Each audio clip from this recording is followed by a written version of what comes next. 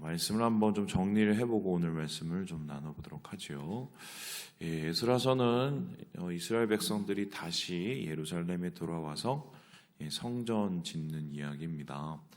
그들이 돌아와서 성전을 짓기로 착수하기까지 무너진 데서 다시 짓는 그 시간 딱 70년 정도로 볼 수가 있는데, 그렇다면은 이스라엘 백성에게서 잃어버린 시간이라는 것은 단순히 바벨론에 끌려가서 종살이한 시간이 아니라 성전을 잃어버리고 성전을 되찾는 시기다. 그러면 이것은 영적인 방황과 영적인 유리를 뜻하는 것이죠. 그래서 에스라서는 그렇게 성전을 짓기 위해서 이스라엘 백성들을 어떻게 하나님께서 인도하셨는지 그 얘기가 나타나 있습니다. 그런데 돌아온 이스라엘 백성들이 성전 짓기가 쉬운 줄 알았죠. 왜냐하면 고레스 왕이 뭐 이것저것 또 주고 보내고 또 그 조서도 써주고 이랬는데, 막상 와서 성전을 지으려고 했더니 방해가 이제 오기 시작합니다. 첫 번째 방해는 우리가 먼저 4장인가요? 거기서 본 것처럼 주변에 있는 다른 민족들이었습니다. 이 민족들은 좀 되게 애매한 민족들인데, 북이스라엘 지역에 살고는 있지만 사실 북이스라엘 사람이라고는 할 수 없는, 문화적으로, 종교적으로, 혈통적으로 어떻게 보면 짬뽕이 된 민족이었습니다.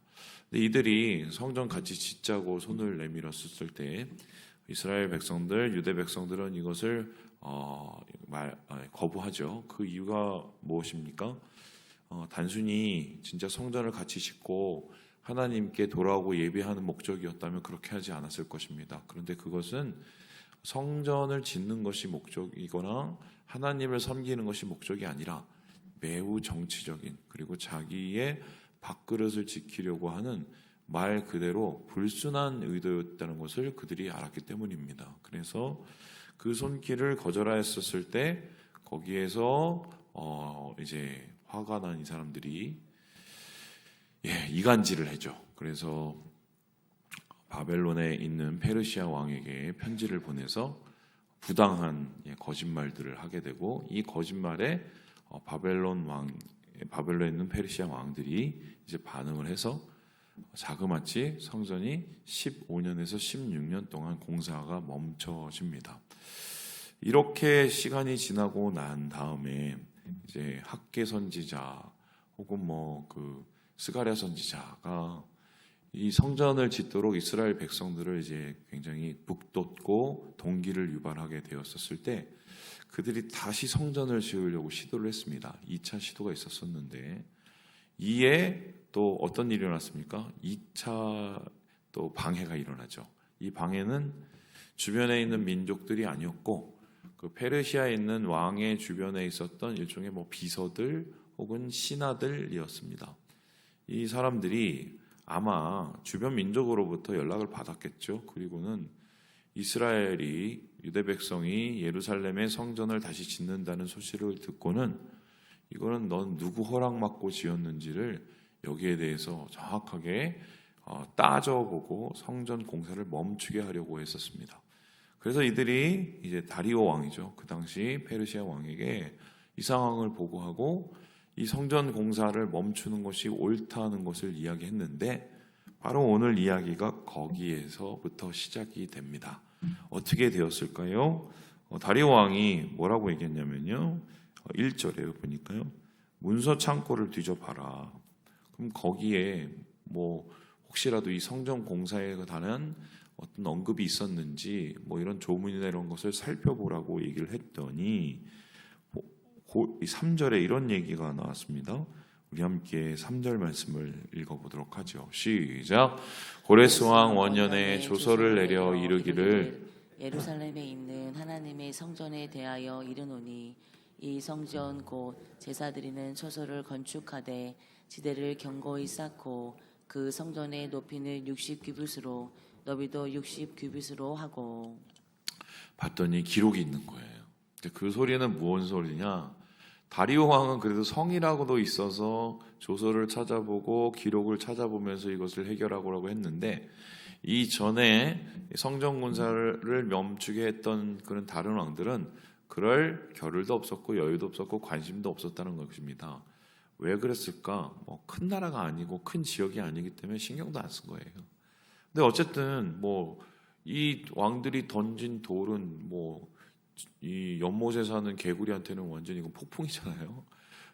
그런 경랑이 있은 상황에서 이제 다리오 왕은 어쨌든 제대로 합니다.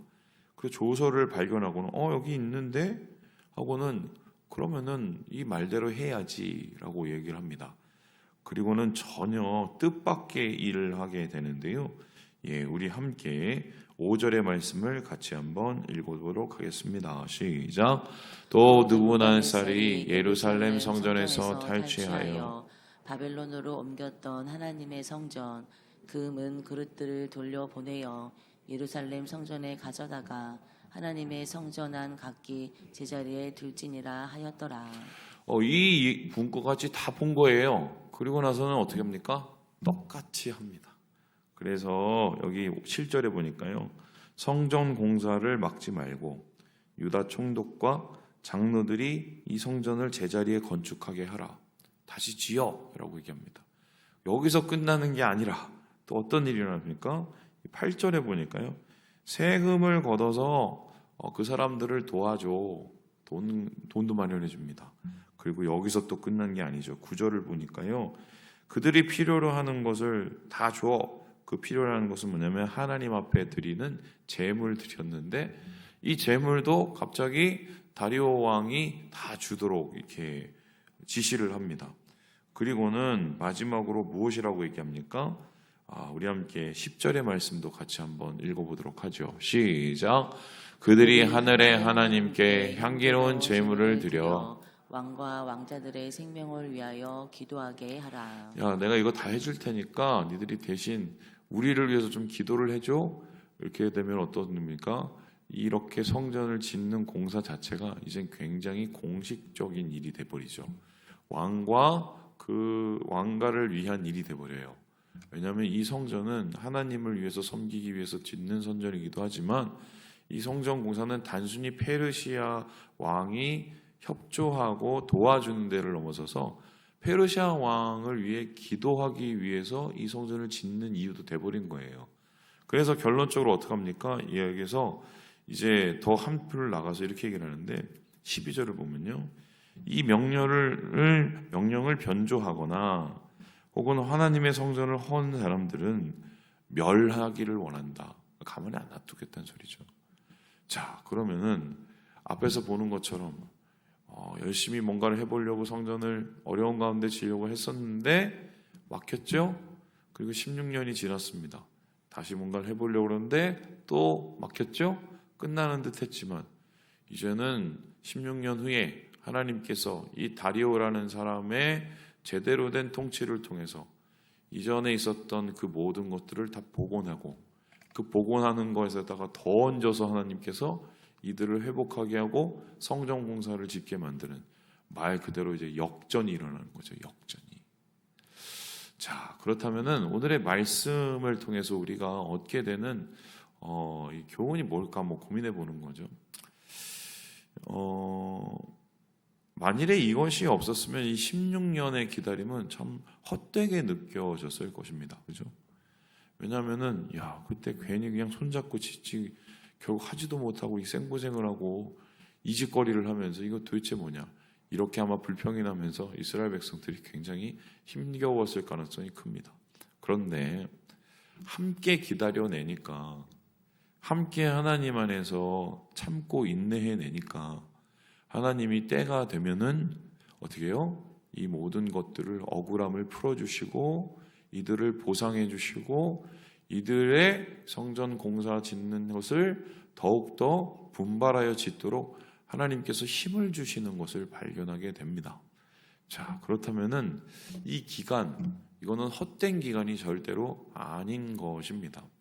하나님께서 어떻게 보면은 하나님의 일을 하나님 방식대로 행하기 위해서 준비하시고 계획하신 것이 바로 이 16년의 기다림이다. 이 16년의 기다림이 없었다면은 어떤 일이 일어났을까? 첫 번째로는 대충 타협을 하고 지기 시작을 했었으면 나중에 짓고 나서도 이것이 다시 제 기능을 발휘하지 못하고 헐렸을 가능성이 되게 높습니다. 뿐만 아니라 이게 그때 기다리지 못하고 그냥 지었으면 어떻게 됩니까? 이스라엘 백성들이 나중에 짓고 나서도 16년 후가 되었으면 이게 이방 사람인지 이스라엘 사람들인지 헷갈릴 정도로 혼합되고 엉망진창이 됐을 가능성이 되게 많습니다. 그리고 가장 중요한 것은 무엇이냐? 16년 동안에 이 사람들이 함께 기다리고 인내해내면서 주님 안에서 성전에 대한 소망이 더욱더 불타올랐겠고요. 그리고 어떻게 해요? 기다리면서 사람들이 마음이 연합하고 하나가 되게 되는 거죠. 그런 상황 속에서 하나님께서 이렇게 길을 열어줬으니 그때는 확실한 증거 하나를 얻고 소망 가지고 이 성전을 완성할 수 있었다. 그래서 이 성전은 바로 이스라엘 백성에게 단순히 건물이 아니라 하나님께서 역사하시고 하나님께서 인도하시고 하나님께서 스스로 자신의 성전을 지으신 그들의 믿음의 확증이 되어버린 겁니다. 그렇다면 이거는 하나님의 일종의 이스라엘 향한 굉장한 계획이자 하나님의 걸작이 되어버리는 거죠. 이게 참 그래요. 이게 그럼 이제 질문을 한번 해보죠. 아니 이렇게 해주실 거면 좀 빨리 좀 해주시면 안 될까? 뭐 그냥 16년 너무 긴데 그냥 16개월에 하나님 그냥 해주시면 얼마나 좋냐? 16개월도 힘들어 죽죠. 예, 저 때는 이제 군대가 거의 30개월이었는데 요즘에 이제 18개월인데 뭐 이런 얘기하면 아마 싫어하겠지만 가고 나면은 휴가 나오고 휴가 다녀오면은 제대하고 그러더라고요 요즘에는. 근데 예 이제 물어보면은 야 요즘 빠르다 그러면은 절대로 그렇게 얘기 안 하죠. 너무 길죠. 18개월도 길어요. 그죠? 왜냐하면 거기 다니시는 분들은 그런 거예요. 군대 가시는 분은. 근데 16년을 기다린다. 이거 쉽지 않은 이유. 근데 사실 우리 생각을 해보면은 우리가 막 하나님의 뜻을 구하고 하나님이 도와주실 것을 구하고 막 이러지 않습니까? 그리고 우리가 때때로 정말 막 간절하게 하나님 이거 좀 진짜 해결해 주시고 왜 이렇게 안 해주시고 막 때를 쓰고 막 그럴 때가 있거든요. 근데 제가 인생을 살아보고 또 목회도 해보고 이런저런 어려움을 겪어보기도 하고 뭐 많이라고 말하면 안 되겠죠. 제가 느낀 게 하나님은 항상 좀 늦어요. 우리 생각보다 많이 늦습니다. 그래서 여러분 기도할 때는 제가 좀 이거는 뭐 개인적으로 충고를 드리는 건 조급하게 생각하지 마시고요. 조금 이게 멀찍이 생각하셔야 돼요. 하나님은 우리 생각보다 늦어요. 근데 그 늦을 수밖에 없는 이유가 뭔지 아십니까? 이게 단순히 자연 만물을 변화시키거나 환경을 변화시키는 거면 하나님 뭐 금방 하시지 않겠습니까? 예를 들어서 보세요. 홍해 금방 가르시잖아요. 반석에 물 금방 내시잖아요. 만나 금방 떨어지시죠. 환경 바꾸는 건 사실은 이건 쉬운 거예요. 자연 만물 바꾸는 건 창조 만물 이거 쉬운 거예요. 진짜 어려운 게 뭐냐? 오늘 이 말씀을 보면은 사람을 바꾸는 거잖아요. 왜 하나님의 일은 우리 생각보다 이렇게 더디 일어날까 한번 생각을 해보면 하나님께서 두 가지예요. 사람을 바꿔서 이러한 모든 일을 이루시기 때문에 시간이 걸리고요. 두 번째는 이런 시간을 통해서 기도하는 우리들을 또 바꿔놓기 위해서 하나님이 어떻게 보면은 이렇게 때때로는 오랜 기다림을 이렇게 말씀하신다. 뭐 저 같은 경우도 뭐 이런 기다림에 대해서 진짜 할 말이 많은데 정말 답답하죠. 막 진짜 막 피가 거꾸로 솟고 막 속이 타고 막 그런 기다림의 시간을 진짜 경험했거든요. 그때 하나님에 대해서 제가 알려 모르게 원망도 진짜 많이 했거든요. 하나님 이거 진짜 너무 하시는 거 아니냐? 뭐 내가 이렇게 기도를 하는데 하나님 들으시냐 안 들으시냐? 근데 항상 보면은 다 포기하고 다 내려놓고 하나님 모르겠어요. 하나님 알아서 하세요. 그냥 이렇게 내팽겨 칠 때 그러고 나서도 한참 후에 하나님께서 하세요. 신기해요. 그런데 나중에 이렇게 따져보지 않습니까? 그러면 정말 놀라울 정도로 세밀하고 디테일하게 하나님께서 하나하나 차곡차곡히 이루시고 준비하셨다는 것을 경험을 진짜 제가 많이 했어요. 그러고 나면 이제 제가 항상 회개하죠. 아유, 하나님, 내가 또 못 기다리고 또 이게 인간입니다. 이게 인간이에요. 그런 인간의 모습에도 불구하고 하나님께서는 오늘 이 성전을 짓기 위해서 이스라엘 백성들을 보호하여 주시고 그들에게 다시 소망을 주셔서 또한 새로운 일로 이루어지게 하신다. 이것이 오늘 말씀을 통해서 우리가 보는 하나님의 은혜요, 또 경륜이라고 할 수가 있겠습니다. 말씀을 마칩니다. 우리 사랑하는 여러분, 주님은 우리가 보이지 않아도 계속 일하고 계세요.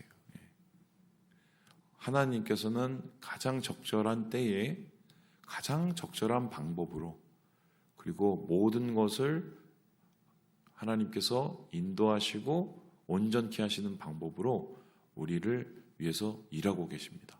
기억하시고 주님과 함께 오늘도 믿음으로 살아내시고 승리하시는 우리 모든 형제 자매들 되시길 주님의 이름으로 축원합니다.